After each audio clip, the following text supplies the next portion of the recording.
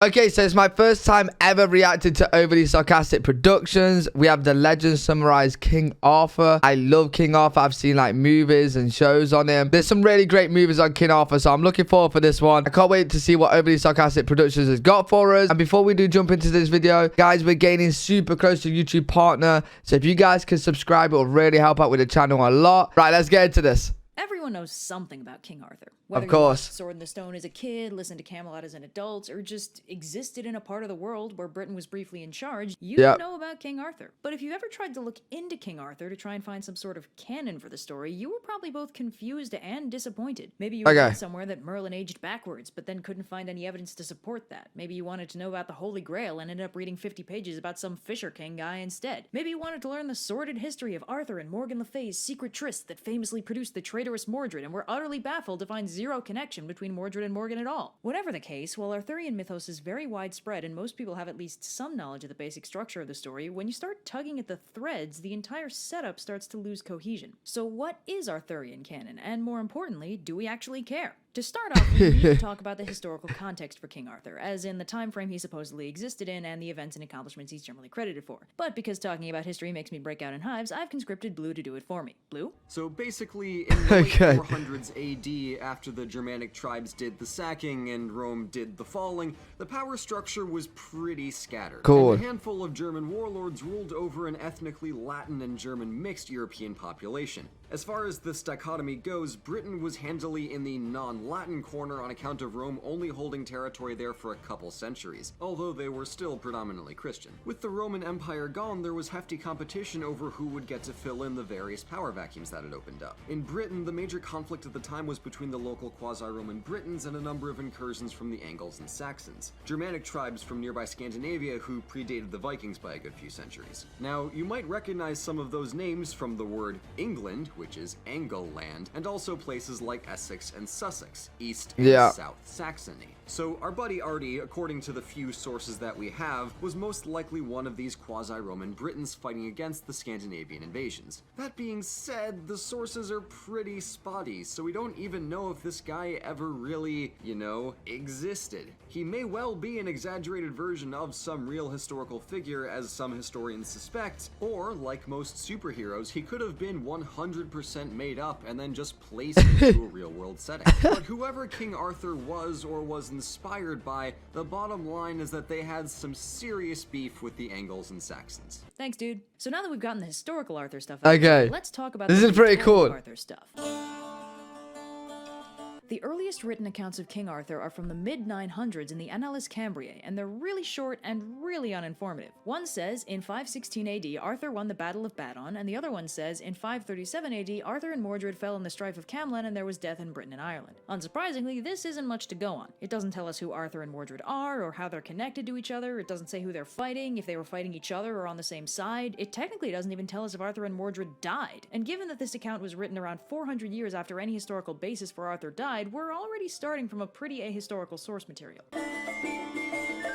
Phase 2. The first written Arthurian stories properly get started in the early 1100s with Geoffrey of Monmouth's Historia Regum Britannia, a Latinized pseudo-history of Britain that starts with Brutus as the first king of Britannia and ends with Cadwallader, a king you've almost certainly never heard of, because lineages of kings tend to peter out into lameness once the hero kings die. In the middle of the Historia is where all the Arthur stuff happens. Geoffrey of Monmouth What is it? peter out into lameness once the hero kings. What is this? $1.65? Is this like some magazine? The Historia is where all the Arthur stuff happens. Geoffrey of Monmouth is pretty much responsible for the foundations of Arthurian legend, the stuff that everyone agrees on. He's got Merlin, Guinevere, Mordred as a traitor, Excalibur, the strife of Camlan, the island of Avalon, stuff like that. So according to Geoffrey, the basic timeline goes like this. Uther Pendragon, king of Britannia, is at war with the Saxons, but also he really wants to sleep with this lady Egerna, who happens to be married to Uther's buddy Gorlois, the Duke of Cornwall. Uther and Gorlois casually go to war over this whole debacle, but Merlin, a wise dude with vaguely defined magical powers, Everyone is Merlin. Egerna by shapeshifting him to look like Gorlois so he can sneak behind enemy lines and get down with another. Wow. Wow. This is how Arthur happens. Uther then storms the castle, and he and Aegerna then get married and have another kid named Anna. Uther is then poisoned by the Saxons and dies. Arthur takes the throne at the ripe old age of 15 and proceeds to spend the next several years conquering his way through a truly ridiculous amount of northern Europe, including, but not limited to, Ireland, Iceland, Norway, and Gaul, which, if you've ever read an Asterix book, you already know was dominated by the Roman Empire. So by conquering Gaul, Arthur's pretty much declared war on the Roman Empire. What the heck, Jeffrey? That's not even slightly historically viable. So Arthur moves on to fighting Rome, but while he's away doing that, his nephew Mordred marries Arthur's wife Guinevere and usurps the throne. Arthur comes back to fight Mordred in the famous strife of Camlan, and while Mordred is killed in the encounter, Arthur is fatally wounded and is taken away to the magical island of Avalon to be healed. Avalon, by the way, has been referenced once before by Geoffrey as the place where Arthur's sword Caliburn was forged. Now, Caliburn is, unsurprisingly, going to turn into Excalibur in the next few centuries. Is King Arthur the one... Wait,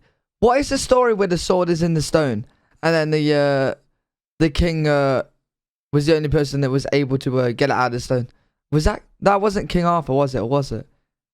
I'm pretty sure I've seen a movie where it was King Arthur. Centuries once the word gets a little more Frenchified. Geoffrey seems to have gotten the name Caliburn by Latinizing a Welsh word, which I have no hope of pronouncing correctly, but is spelled like this, which might also just be a word for sword. At this point, Caliburn isn't fancy or magic or whatever, it's just a really good sword. So to recap, Geoffrey establishes Arthur as a conquering king, Merlin as what is heavily implied to be a classical druid, Mordred as a traitor who usurps the throne, Excalibur as Arthur's nifty sword, and Guinevere as Arthur's wife. Okay. But Geoffrey's barely managed to publish the story of Regem Britannia before people started writing fanfic about it. The first handful of these are written barely a few decades later by Chrétien de Troyes, a French poet whose name I also can't pronounce, who wants to show off an OC he's super proud of. You may have heard of the character. Does Lancelot? The thing is, what I'm saying, right, because this was so far back, like, they're saying that King Arthur, he might just be made up. But how on earth is he made up when there's so much material on him? And it's going so far back by so many different, like, sources. You know what I mean? So how on earth would it be made up? Surely, like, maybe some parts are, like, exaggerated, or some parts are made up, and some parts are just, you know. But King Arthur must have been a person, and some of this must have happened. You know what I mean? Ring a bell? Yeah, Lancelot, best knight in the world, Dulac, an exiled prince raised by the Lady of the Lake in her magical fairy kingdom, who's super handsome and totally unbeatable, and all the girls like him, and also he totally gets the girl instead of Arthur, is somebody's original character. Do not steal. Try and contain your shocked disbelief. So Chrétien is actually responsible for a few major Arthurian elements beyond Lancelot. He introduced the Lancelot-Guinevere romance subplot, and he also introduced the Grail, although it's not the Holy Grail yet. We'll get back to that in a minute, because the Lancelot-Guinevere thing is kind of a big deal in all later versions of the mythos, usually credited with being the reason for the ultimate downfall of Camelot. But in Chrétien's version, Lancelot and Guinevere's romance isn't characterized as a bad thing at all. It's a beautiful secret love affair that's not even a little bit wrong, and how the heck did that happen? So one thing we have to understand for context here is that courtly love was just getting big in France around this time. Now, courtly love is a bit complicated. It's kind of a fusion of a few different ideas of love, none of which are native to France or even Western Europe. So those ideas of love are, respectively, love for love's sake, which is the idea that love on its own is enough reason to pursue the whole thing, which also handily sidesteps the idea of it being morally wrong to be in love with someone who's married to somebody else. Exaltation of the beloved lady, which pretty much treats the lady involved as your personal goddess. Think Princess Brides as you wish for an example of how that works. The ennobling power of love, the idea that being in love makes you more noble, or like spiritually enlightened or something. And love is desire never to be fulfilled. The idea that courtly love can't really go anywhere. You just gotta stay in an eternal state of mutual pining until one of you dies or the whole thing goes public and falls apart. Now, one of the reasons why courtly love was showing up in France around this time was that the First Crusade had just wrapped up and all the French Crusaders were coming home, bringing some very interesting cultural ideas back with them. Also, the Reconquista was in full swing, causing a similar cultural bleed into France from Muslim Spain. This is relevant because all four of these courtly love elements can be easily traced back to contemporary Islamic and Arabic notions of love. Love for love's sake and exaltation of the beloved lady are both themes in Arabic literature in the 9th and 10th centuries, while the ennobling power of love is discussed at length by Avicenna. Oh, these kind of videos are crazy, right? Because they talk so fast, which is fine. The video is amazing, right? But like, it's so much information just cramming in, especially when like it's your first time like watching a video like this, or your first time watching these kind of sources of information.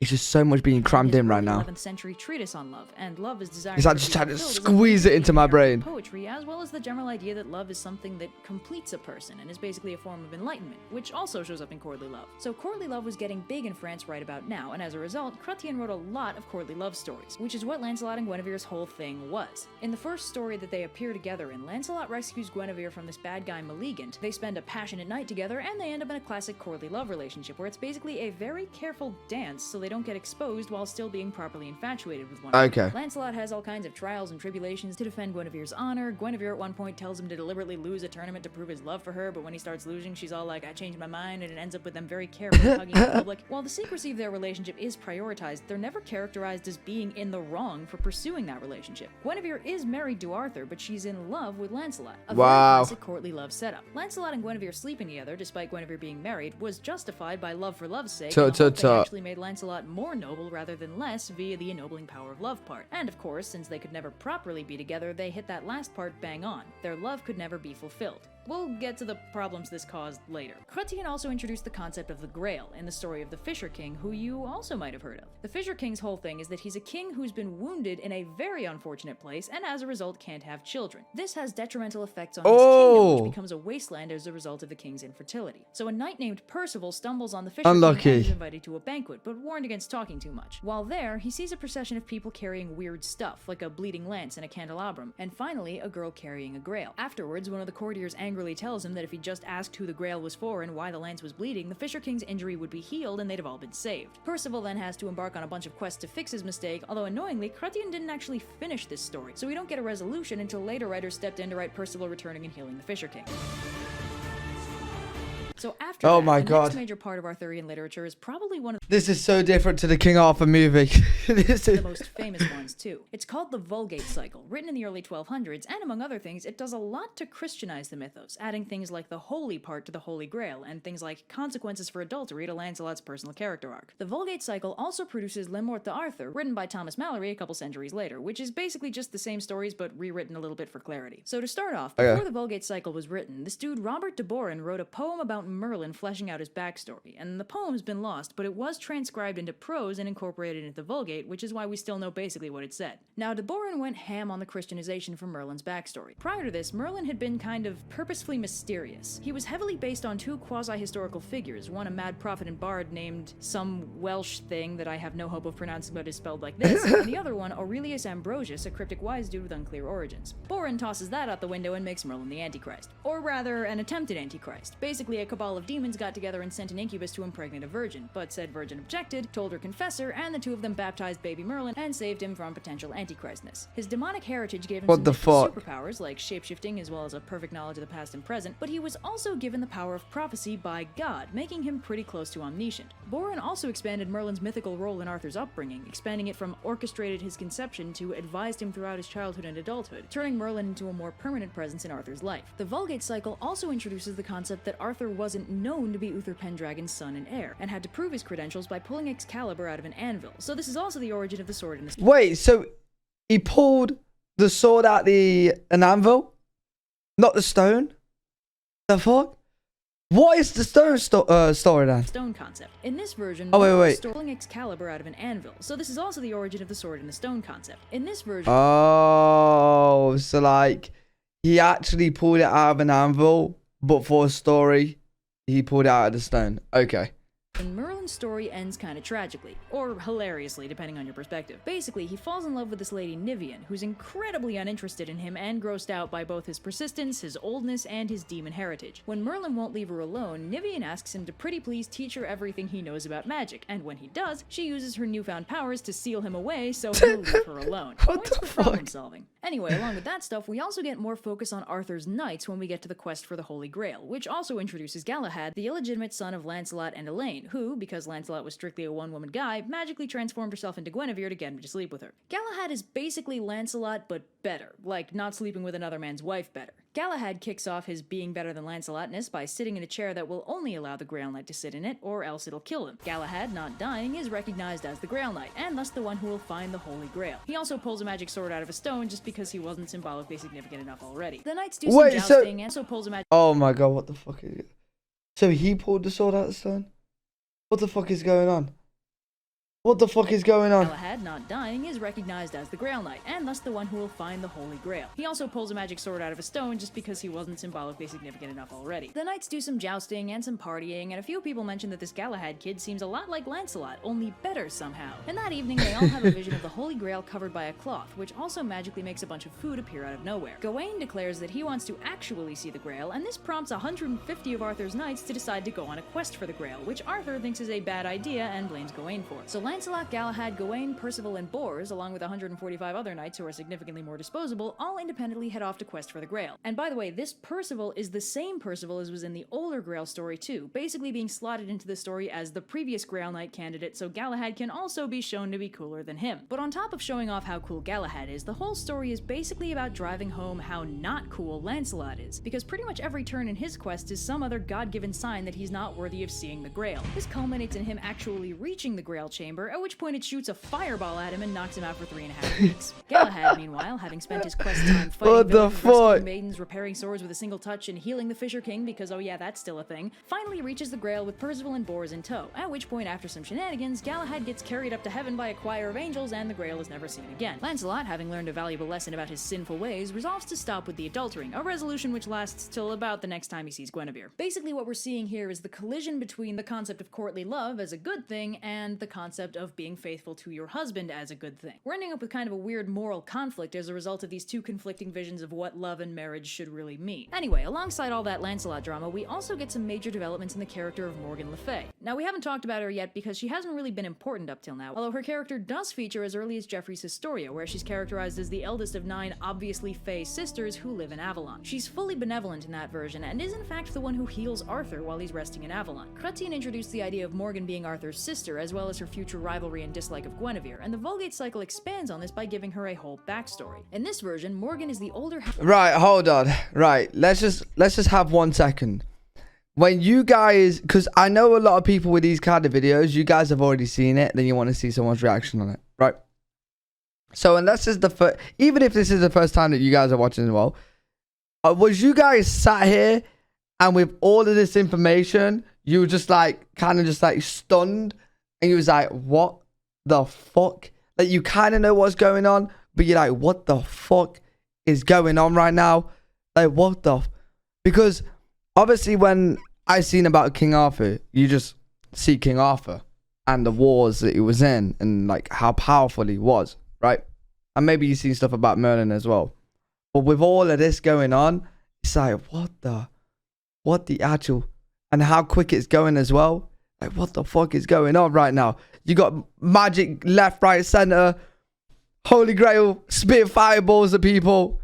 It's crazy. It's a good video. I'm really enjoying it right now. Half-sister to King Arthur, and she's betrothed by her stepfather Uther to an allied king she doesn't really like. Morgan, in classic teen rebel form, expresses her displeasure by sleeping around a whole bunch, but is caught by Guinevere, which kicks off her famous rivalry with both Guinevere and Arthur. Morgan is, among other things, very well studied, learning astronomy, astrology, magic, healing, etc. She studies under Merlin for a while, but mostly spends her time coming up with highly complex magical schemes to try and bring Guinevere down. One of her more famous attempts, documented in Gawain and the Green Knight, involves her conscripting an indestructible knight to go to Arthur's court and get his head chopped off in the hopes that the shock of this sight will cause Guinevere to drop dead on the spot. It's all very Wile E. Coyote. We touched on this when we talked about the Grail, but throughout the Vulgate cycle, Guinevere and Lancelot are of course continuing their courtly love tryst, but probably due to the Christianization of this version of the story, this is treated less like noble courtly love and more like garden variety adultery. This version is also the first telling where Mordred discovers their affair, but though he tries to persuade the other knights to kick up a fuss about it, nobody does. In fact, Arthur learns about the whole cheating thing from Morgan Le Fay, but it's not actually one of her schemes or anything. See, after a long and varied career of trying to destroy Arthur and all he holds dear, Morgan just kinda stops one day. And Arthur just kind of assumes she's dead until he stumbles on her castle several years later to discover that she's not only alive, but totally reformed, and is in fact planning on moving to Avalon to live with all the other sorceresses. While he's there, Morgan decides that she can't keep Lancelot's tryst a secret from him, and shows him the giant painting Lancelot made one of the times he was in prison there, documenting the whole affair for some reason. I don't know, Lancelot is stupid. Anyway, Arthur is very upset, returns to Camelot, kicks off a huge conflict with Lancelot, who runs away to Gaul, and while Arthur's away fighting Lancelot, Mordred casually usurps the throne. In this version, Mordred fails to marry Guinevere because she hides from him in the Tower of London, but beyond that, the rest plays out about as expected. Arthur returns, strife of Camlin, Mordred dies, etc, etc, etc. In this version, Morgan completes her redemption arc by being the first of the sorceresses. Right, listen, right? Arthur was the king. So why, when Arthur went to fight, someone took over the throne? Because every time he's came back, he's just killed him and took the throne back. What?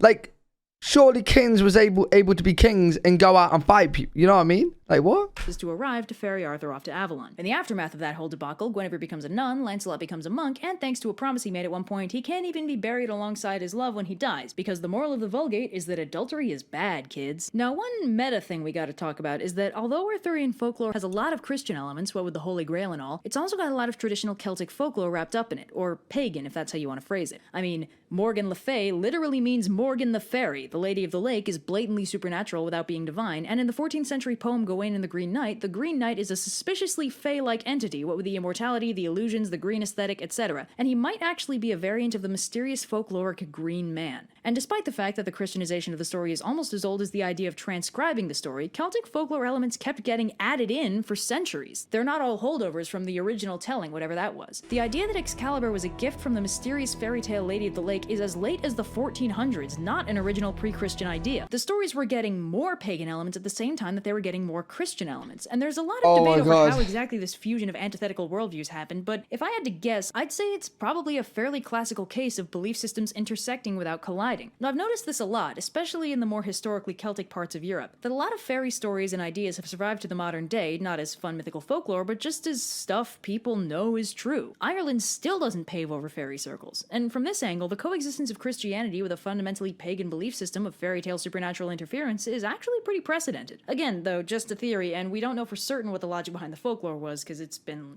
centuries. Now, after Mallory wrote La Morte d'Arthur, which was basically just a remix of the Vulgate cycle, there was kind of a lull in interest in Arthurian mythos for a few hundred years. People stopped writing proper Arthurian poetry, and there was also growing concern about the historicity of King Arthur and whether any of the stories about him could be considered even a little bit true, or if he even existed. These questions were uncomfortable because he must, how would he not exist? You know what I mean? How would he not? Because there's so many stories on him, right?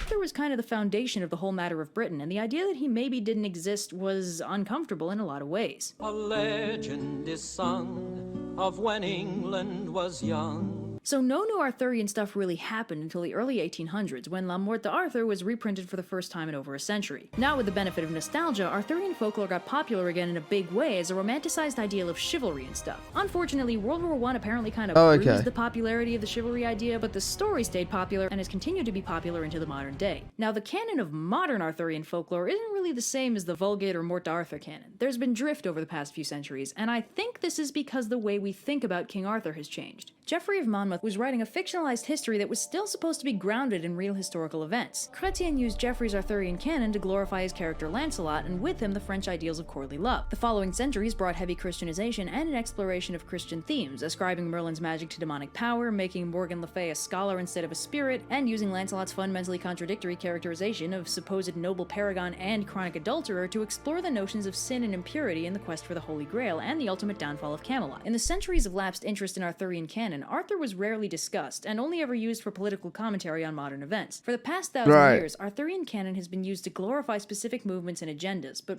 recently we've stopped adding to Arthurian canon and have started reimagining it. Arthurian canon has basically gotten the urban fantasy treatment. Rather than focusing on the story itself, we treat it like source material. Everyone knows King Arthur, but what if King Arthur was a lady? Everyone knows Merlin, but what if Merlin was a skinny British kid? Everyone knows Mordred, but what if Mordred was a sympathetic pawn of his evil mother? Maybe to spice up your modern urban fantasy story, you should have the Fisher King show up, or make the bad guy Morgan Le Fay, or throw the Grail in there for funsies. Basically, rather than treating the Arthurian mythos like historical fact or moral creed, we're treating it like a mythology. And just like modern urban fantasy will casually mix up the events of major Norse myths for the sake of an incredibly entertaining movie, rewrite Greek myths to be more character-driven, or just straight... Do you know what? This is the modern King Arthur movie, isn't it? That came out a couple years ago.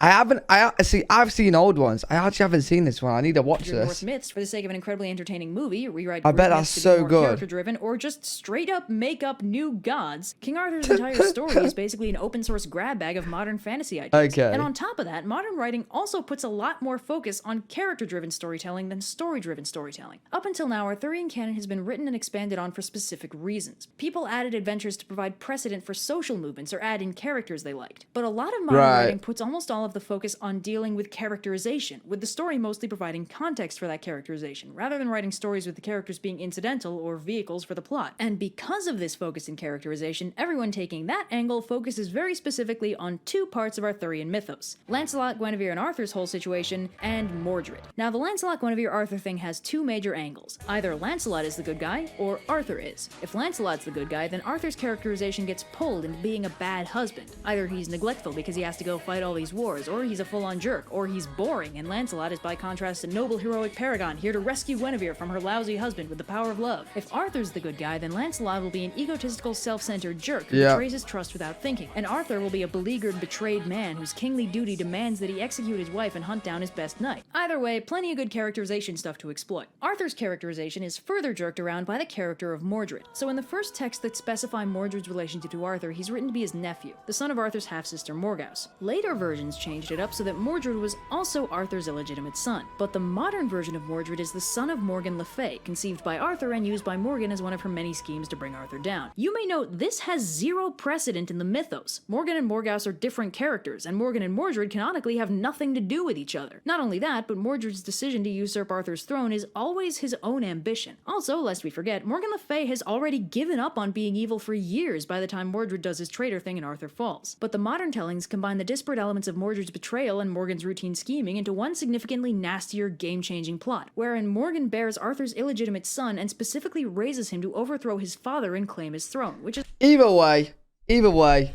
King Arthur and the story of King Arthur and all the characters is just super interesting. You know what I mean? It just makes up for good stories, good writings, good pictures, good movies, good shows. It's really good.